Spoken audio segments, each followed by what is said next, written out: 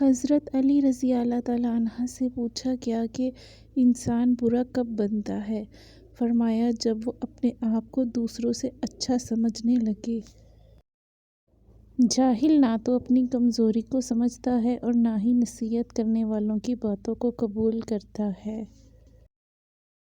قریبی رشتہ داروں کی عداوت بچھوؤں کے ڈسنے سے زیادہ دردناک ہوتی ہے۔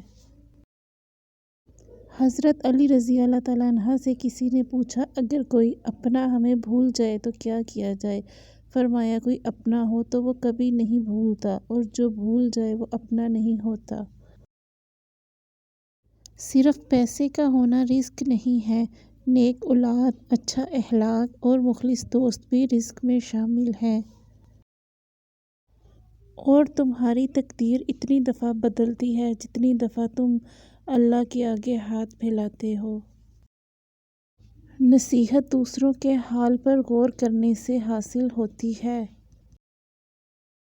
غربت انسان کو اپنے ہی شہر میں اجنبی بنا دیتی ہے۔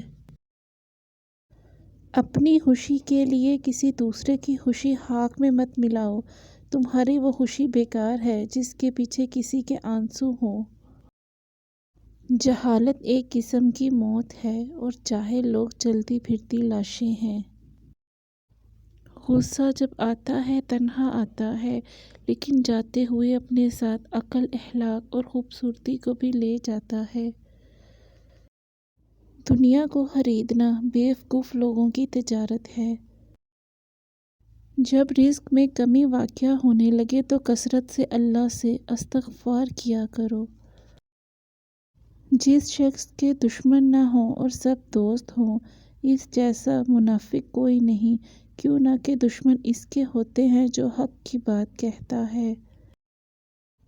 برے انسان کی صحبت سے پرہیز کرو، کیوں نہ کہ وہ تلوار کی طرح ہے، دیکھنے میں خوبصورت اور اثر میں خطرناک ہے۔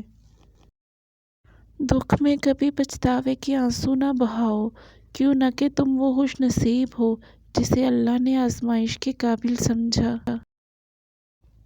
تنگ دستی میں سخاوت کرنا، غصے میں سچ بولنا اور طاقت کے ہوتے ہوئے معاف کرنا افضل ترین نیکیوں میں سے ہے۔ تم کسی کے ساتھ بھلائی کرو اور تمہیں اس کا بدلہ برائی کی صورت میں ملے تو سمجھ لو کہ تمہاری نیکی قبول ہو گئی۔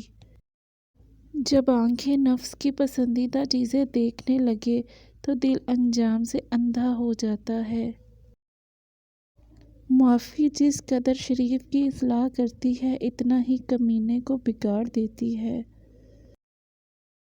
مصیبت کے وقت بھی مطمئن نظر آؤ اور مشکلات کے باوجود خوش باش رہو۔